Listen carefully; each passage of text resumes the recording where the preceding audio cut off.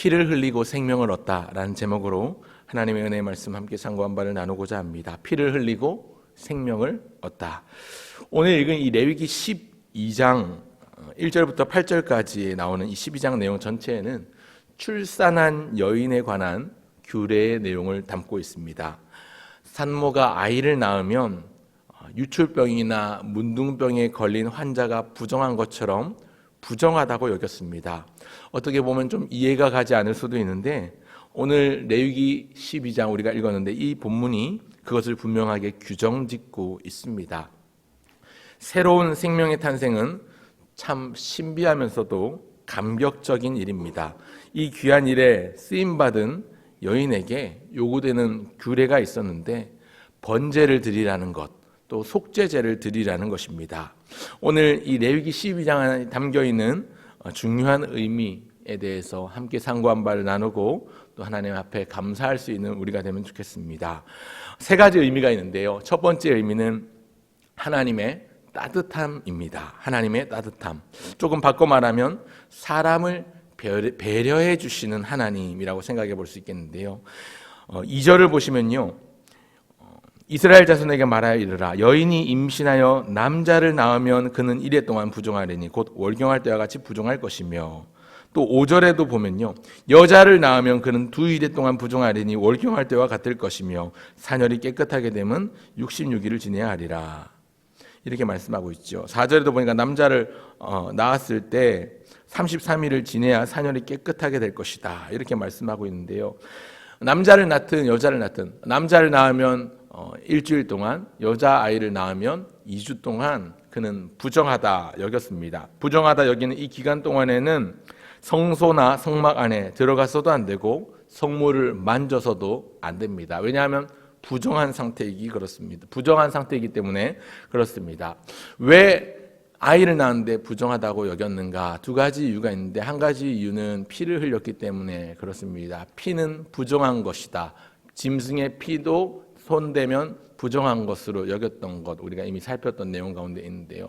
피는 부정하기 때문에 피를 흘린다는 것도 곧 죽음을 의미하기, 피는 죽음을 의미하고 또 동시에 생명을 의미하기 때문에 피를 흘린 것, 피를 만진 것은 부정하게 여겼기 때문이고요. 또 한 가지 사상은 우리 성경에는 나와 있지 않지만 우리 구약과 관련된 제2제사 제도와 관련된 시중에 나온 책 중에서 굉장히 권위 있는 책 중에서 하나가 성전과 제사에서 그리스도를 만나다라는 책이 있습니다. 그 책에 보면 외경 주빌리서를 인용을 하는 것을 볼 수 있는데요. 주빌리라는 외경이 있습니다. 주빌리서 3장 6절부터 12절까지 나온 내용 가운데 이 주빌리 내용은 에덴, 하나님께서 지으신 에덴 동산을 성소에 비유를 합니다. 그래서 성막 안에 있는 모든 그림들이 에덴을 상징적으로 보여주는 것이다 라고 밝히고 있는데, 아담과 하와가 범죄한 것을 두고 성막을 더럽힌 것과 비유를 합니다. 그래서 피를 흘리는 것은 성소에서 피를 흘리는 것, 세상에서 아담과 하와가 살아가면서 에덴 동산에서 살아가면서 결국 하와가 아이를 낳아야 되는 고통, 수고를 해야 되는 것을 두고서 성막을 더럽힌 것에 비유를 하기 때문에 산모가 피를 흘리면 절대로 성막에 들어가서 안 되고 성소에 들어가서도 안 되고 성물을 만져서도 안 된다라고 이렇게 이야기하는 것을 구절로 제시하는 것을 볼 수가 있습니다. 어쨌거나 중요한 것은 산모는 33일이든 66일이든 사녀리 깨끗해지기 전까지는 부정한 상태로 간주하고 성소에 혹은 성막에 들어가서는 안 된다는 것입니다. 여러분, 그런데 이 단순히 출산하는 것이 피를 흘린 일이기 때문에 부정하다 선언하는 것이라고 방금 말씀드렸는데요. 이뿐만 아니라 또 한 가지 의미가 있는데요. 산모를 보호하기 위한 장치 역할을 하는 것이지요. 쉽게 말해서 적어도 아이를 출산하고 나면 남자를 낳으면 한 주, 여자를 낳고 나면 2주, 그리고 33일 혹은 66일 동안 몸을 추스르고 회복할 수 있는 시간을 주신 것이지요. 옛날 고대에는 신분에 따라 출산하는 것조차도 매우 잔인할 수 있는 시대였습니다. 그러니 고대에는 낳자마자 아이가 죽음을 경험해야 되는, 죽어야 하는 경우도 있었고요. 또 아이를 낳은 산모의 경우, 예를 들어서 남자아이를 낳지 못하면 인간 이하의 취급을 받으면서 목숨이 위태로워지는 상황도 있었습니다. 그런 시대에 주님께서는 이 레위기 12장에 나온 정결 규례를 통해서 아들이든 딸이든 출산한 여인이라면 즉 모든 산모들을 보호할 수 있는 회복의 시간을 주신 것입니다. 이 땅의 모든 규례 가운데 특히 교회 안에서 이런 사람을 향한 배려가 있었으면 좋겠습니다. 우리 주님께서 피 흘린 것에 대해서 피 흘린 것이 부정하기 때문에 격리하는 것뿐만 아니라 그 산모가 아이를 출산하고 나서 몸을 추스릴 수 있는 시간을 주신 따뜻함을 가지신 주님이라면 오늘 우리 살아가고 있는 우리 시대의 교회 안에서도 사람을 향한 배려가 담겼으면 좋겠습니다. 사람마다 특별히 임신한 여인들의 경우는 사람의 건강 상태에 따라서 회복하는 속도도 다 다르고 그 사람의 몸 상태도 다 다르지 않습니까? 그런데 이 점을 간과하고 교회 안에서 무자비하게 말을 내뱉는 사람들이 있지요. 나 때는 말이야, 옛날에는 말이야, 애 낳고 일주일 만에 교회 나와서 새벽기도 나오고 말이야, 이렇게 이야기를 하기도 하고요. 나 때는 말이야 라고 나 때는 시전하면서 산모마다 또 사람마다 건강 상태나 다 그 회복 속도가 다른데 그것을 간과하고서 교회에서 어떤 험담이나 비판 어린 말들을 늘어놓는 것을 종종 보곤 합니다. 옳지 않습니다. 우리 하나님은 새 생명을 잉태한 산모조차도 배려해 주시는 따뜻한 하나님이십니다.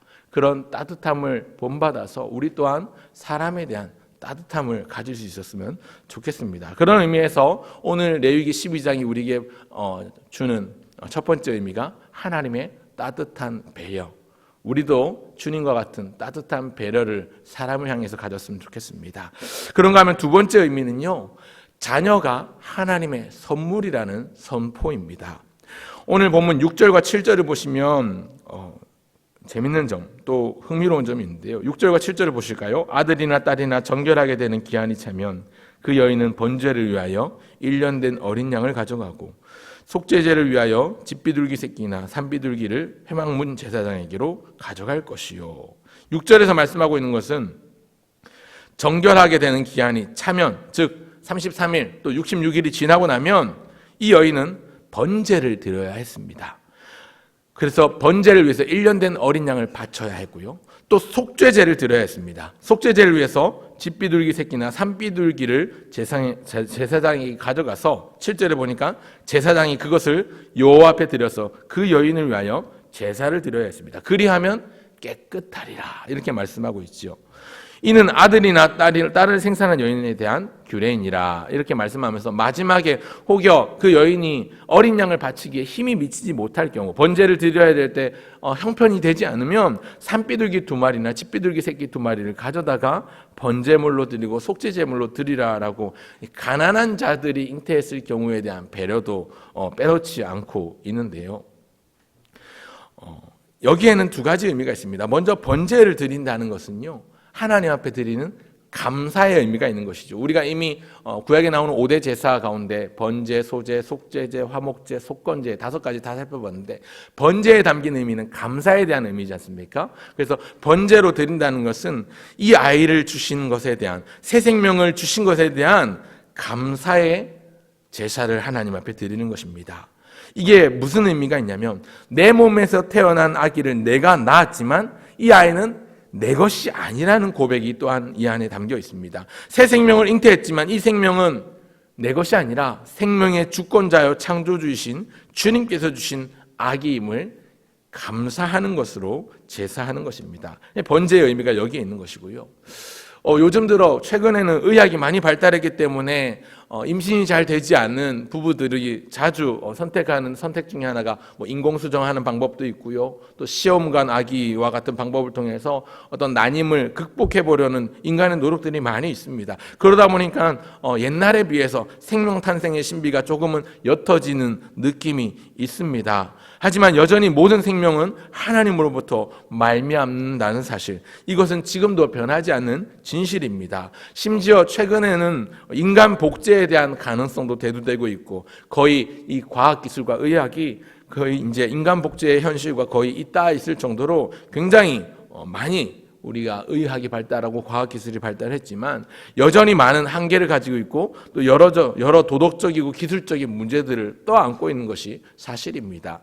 중요하고 또 분명한 사실은 모든 생명은 오직 창조주이신 하나님의 선물이고 하나님의 주권 아래 있다는 사실입니다. 생명의 주권자는 하나님이십니다. 그 사실을 고백하는 우리 모두라면 우리에게 주신 자녀가 내 마음대로 내가 어떻게 조종하고 내 마음대로 조작할 수 있는 내 소유물이 아니라 하나님께서 주신 고귀하고 존귀한 선물이라는 사실. 그렇기 때문에 자녀를 볼 때마다 이래라 저래라 물론 바르게 우리가 양육하고 지도해야 되겠지만 하나님께서 우리에게 맡겨주신 귀한 선물임을 기억하면서 청지기의 마음으로 또 내 자식도 내 마음대로 되지 않을 때가 많지요. 이래라 저래라 지도해도 제대로 따르지 않는 경우가 얼마나 많습니까? 얼마나 그래서 부모된 입장에서 속상하고 마음이 아플 때가 많습니까? 그러하기에 우리가 하나님을 찾아야 하는 것이지요. 하나님 앞에 이 아이, 하나님 이 아이의 주인은 내가 아니라 하나님이십니다. 하나님께서 우리에게 어떻게 이 아이를 가르쳐야 할지 어떻게 지도해야 될지 가르쳐 주시고 은혜를 베풀어 주시고 지혜를 주옵소서. 지혜를 구해야 합니다. 여러분 사사기에 보면요 마노아라는 인물이 나오지요. 삼손의 아버지입니다. 근데 이 마노아 부부가요 아이를 임신했을 때부터 하나님께 간구하는 것을 볼 수가 있습니다. 우리로 하여금 태어날 이 아이에게 어떻게 해야 될지 우리에게 가르쳐 주옵소서 간구하는 장면이 3번이나 등장할 정도로 하나님의 은혜를 구하고 지혜를 구하는 장면이 나오는데 오늘 우리가 사랑하는 우리의 자녀들을 바라볼 때도 그와 같은 감사의 마음과 더불어 하나님의 은혜와 지혜를 구하는 모습들이 필요합니다. 하나님 내 자식 내 마음대로 할 수 없습니다. 그러나 하나님 이 아이가 내 자식이 아니라 하나님의 아이임을 고백합니다. 그러하기에 기도합니다. 하나님 이 아이를 어떻게 가르쳐야 할까요? 어떻게 지도해야 될까요? 이 아이도 하나님 앞에 올려드립니다. 하나님의 아이입니다. 하나님이 책임져 주십시오. 간절히 눈물을 흘리고 간절히 무릎을 꿇고 하나님 앞에 기도할 수 있어야 되겠습니다. 왜냐하면 자녀는 하나님께서 우리에게 맡겨주신 귀한 선물이기 때문에 그렇습니다. 모든 생명의 주권자이시고 오직 창조주이신 하나님의 선물로 우리에게 주신 자녀들을 위해서 기도할 수 있는 어머니, 기도할 수 있는 아버지가 되시기를 주의 이름으로 축원합니다. 그런가 하면 오늘 이 레위기 본문에 담겨있는 3번째 의미가 무엇이냐면 우리 모두가 죄인이라는 선포가 이 안에 담겨 있습니다. 제가 방금 전에 말씀드렸던 2가지 제사를 드려야 한다고 말씀드렸는데 그 첫 번째가 번제라고 말씀드렸죠. 하나님에 대한 감사 또 그리고 이 아이가 하나님이 주신 것이라는 고백이 담겨 있다고 한다면 두 번째 제사는 속죄제입니다. 속죄제를 위해서 집비둘기 새끼나 산비둘기를 드려야 했습니다. 이게 무슨 말이냐면 여러분 산모는 번제와 함께 죄를 속하는 속죄제를 올려드려야만 했습니다. 조금은 의아스러울 수도 있는데요. 여러분 세상에서 가장 소중한 생명을 잉태하는 고귀한 생명 탄생에 귀하게 쓰임받은 산모인데 쉽게 생각하면 애 낳은 게 무슨 죄라고 이런 소중한 일을 했는데 왜 속죄제를 드려야 하는가 조금 이해되지 않을 수도 있는데요. 그러나 분명한 사실 아무리 정결한 사람이라도 깨끗하게 살아온 사람이라 할지라도 사람은 모두 다 죄인입니다. 죄성을 타고났습니다. 이것은 창조 이래 하나님께서 사람을 지으셨는데 그 지으심 받은 사람이 죄의 결과로 그 죄에 대한 결과로 하나님께서 정하신 규칙이지요. 선악과를 범한 아담과 하와 즉 남자와 여자에게는 각각에 해당하는 벌을 주셨습니다. 남자는 종신토록 수고해야 땅의 소산을 먹을 수 있는 벌을 고통으로 주셨고 여자에게는 임신하여 해산하는 고통을 주셨습니다.